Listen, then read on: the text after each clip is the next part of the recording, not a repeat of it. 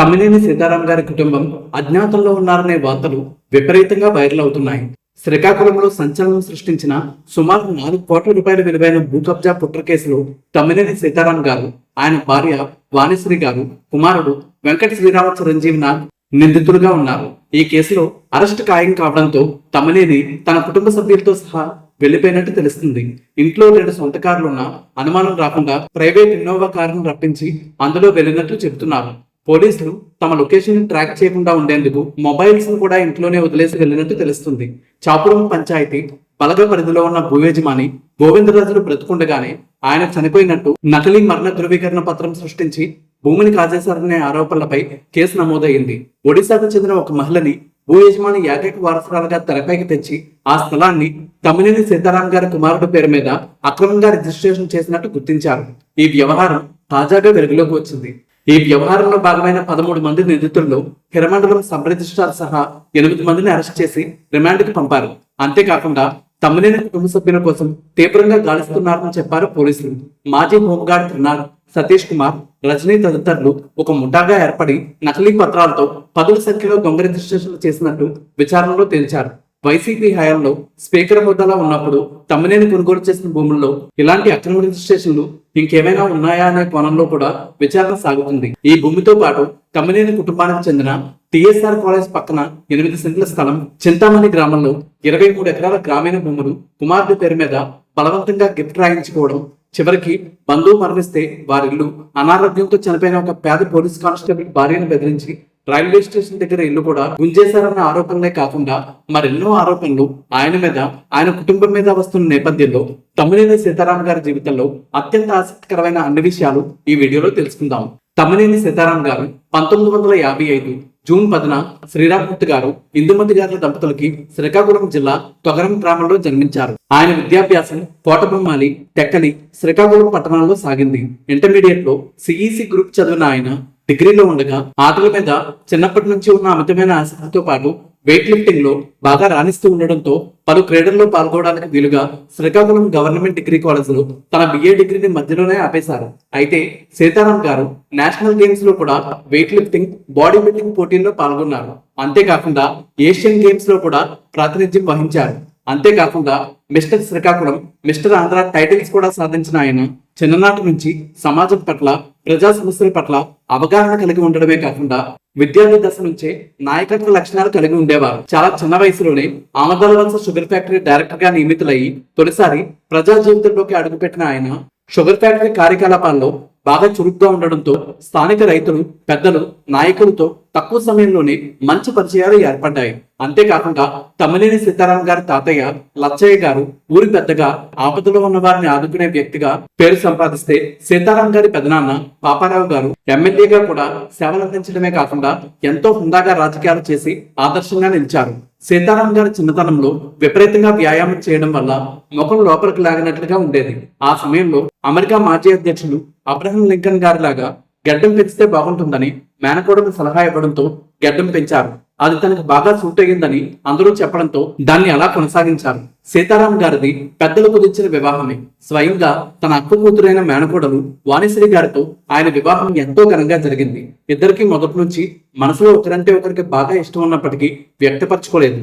అయితే ఇరుపక్షాల పెద్దలే వారి గుప్తమైన ఇష్టాన్ని, ప్రేమని గుర్తించి వివాహం జరిపించారు. వాణిశ్రీ గారు ఇంటర్మీడియట్ వరకు చదువుకున్నారు. ఆచార వ్యవహారాలు, అతిథి మర్యాదలు పాటించడంలో ముందుండే ఆమె నిత్యం ఇంట్లో అన్ని పనులు, వంట చేయడంతో సహా స్వయంగా చూసుకుంటూ ఉంటారని చెప్పారు సీతారాం. సీతారాం గారి కుమార్తె ఎల్ఎల్బి పూర్తి చేశారు. ఆమె భర్త రాజీవ్ గాంధీ హనుమంతు కలెక్టర్ కాగా, సీతారాం గారి కుమారుడు వెంకట శ్రీరామ చిరంజీవినాథ్ కూడా ఎల్ఎల్బి పూర్తి చేశారు. ప్రస్తుతం వైసీపీ యువజన విభాగంలో కీలక నేతగా ఉండటమే కాకుండా వచ్చే ఎన్నికల్లో ఆముదాల వరుస నుంచి చిరంజీవినాథ్ పోటీ చేయబోతున్నారని వార్తలున్నాయి.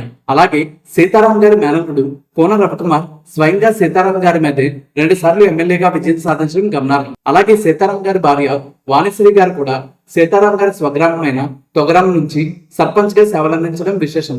తన తండ్రి శ్రీరామూర్తి గారి పేరిట టిఎస్ఆర్ విద్యా సంస్థలు స్థాపించిన సీతారాం గారు స్కూల్ విద్యతో పాటు ఇంటర్మీడియట్, డిగ్రీ కోర్సులు కూడా అందిస్తున్నామని, తమ కాలేజీలో దాదాపు 2000 మందికి పైగా విద్యార్థులు విద్యని అభ్యసిస్తూ ఉండడం ఎంతో ఆత్మసంతృప్తిని ఇస్తుందని చెప్పారు.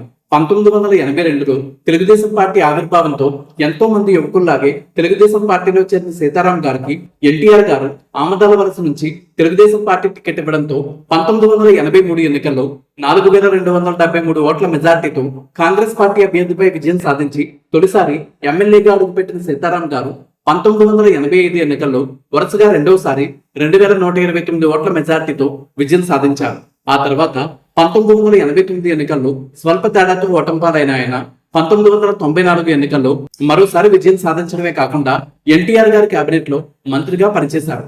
ఆ తర్వాత చంద్రబాబు గారి కేబినెట్ లో కూడా మంత్రిగా వ్యవహరించారు. 1999 ఎన్నికల్లో మరోసారి విజయం సాధించిన సీతారాం గారు మరలా చంద్రబాబు గారి కేబినెట్ లో మంత్రిగా ఉన్నారు. 2004 ఎన్నికల్లో ఓటమి పాలైన సీతారాం గారు 2009లో మెగాస్టార్ చిరంజీవి గారు పెట్టిన ప్రజారాజ్యం పార్టీలో చేరి ఆ పార్టీ తరపున ఎమ్మెల్యేగా పోటీ చేసి ఓటమి పాలయ్యారు. 2012లో తిరిగి సొంత పార్టీ తెలుగుదేశంలో చేరిన ఆయన రాష్ట్ర విభజనకు అనుకూలంగా చంద్రబాబు గారు లేఖ ఇవ్వడంతో ఆయన వైఖరికి నిరసనగా తెలుగుదేశం పార్టీకి రాజీనామా చేసి 2013లో వైసీపీలో చేరి 2014 ఎన్నికల్లో వైసీపీ తరపున ఎమ్మెల్యేగా పోటీ చేసి తన మేనల్లుడైన కోన రవికుమార్ గారి చేతిలోనే ఓటమి పాలయ్యారు. 2019 ఎన్నికల్లో రవికుమార్ గారిపైనే విజయం సాధించి ఆంధ్రప్రదేశ్ కి స్పీకర్ గా కూడా వ్యవహరించిన సీతారాం గారు అసెంబ్లీలో నిద్రపోయిన సమయంలో విపరీతంగా ట్రోలింగ్ కు గురయ్యారు.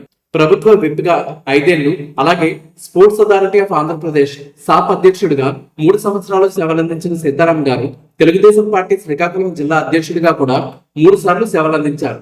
అసెంబ్లీ స్పీకర్ చైర్ లో కూర్చొని చట్టం తన పని తాను చేసుకుపోతుంది అనే మైకులు విరగొట్టేలా గంభీరంగా చెప్పిన మాజీ స్పీకర్ గారు ఇప్పుడు అదే చట్టం నుంచి తప్పించుకోవడానికి అజ్ఞాతంలో ఉండటం కాలం చేసిన విచిత్రమైన విన్యాసం. బ్రతికంలోని కాగితాల్లో చంపడం నుంచి ఇప్పుడు తమనే పోలీసులు గుర్తుపట్టకుండా దాక్కోవడం వరకు Tammineni mark politics and real estate thriller climax కు వచ్చింది. త్వరలోనే ఈ పరారీ మోడ్ ముగిసి రిమాండ్ మోడ్ ప్రారంభం అవబోతుందని వార్తలు వస్తున్నాయి.